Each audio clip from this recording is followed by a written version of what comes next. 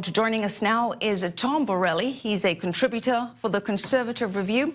And Tom, good to have you with us. Great to be back. Thanks for having me. So, Tom, marchers are saying that they have to defend science on this Earth Day. What do you say to that? Well, listen, marching is certainly a right in America, and we proudly protest anything and defend anything we want.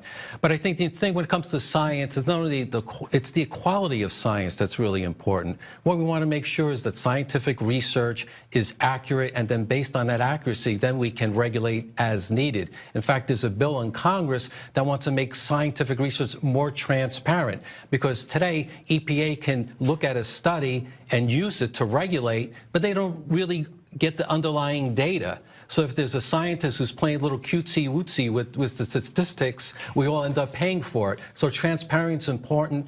The quality of science is really important. And that goes both ways, right? Because the argument has been that the scientists who deny climate change are the ones who are being cutesy with the data. No, absolutely. I'm for full transparency. The key point with science, I happen to have a Ph.D. in molecular biology. I know something about this. It's reproducibility. When I went into the lab, my professor told me, make sure you write everything down because it has to be reproducible. If you write something and they can't repeat it, we're all in trouble. And that goes all to the heart of transparency.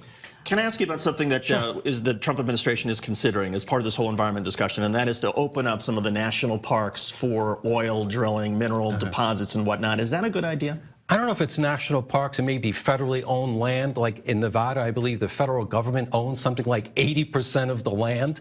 So again, there's been a lot of land grab by the federal government. So again, I think we're all at heart are environmentalists. We all live on this earth. We all want it to be safe. But at the same time, when the federal government owns so much land, they're really landlocking out some of our natural resources. And as we know, energy policy and energy independence is really national security. The more energy we produce here, the less we have to get energy from our enemies. So this is a really good thing.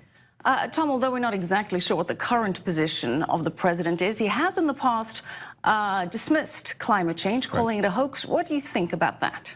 Well, you know, President Trump is an entertainer and a great negotiator, so you never really know what those words are really meaning. But from a scientific perspective, again, I think we really need to look at the whole global climate change issue. You know, for I think almost 20 years that it's been flatlined in terms of the energy, it hasn't gotten higher. So I think we really need to look at that, and that's why data transparency and really getting, I wish we can, get the politics out of science. That's what we really need to do. Given your Ph.D., we will now start calling you Dr. Tom Borelli. Thanks so much for coming in. Be forewarned. Good to have you, Tom. Thank you.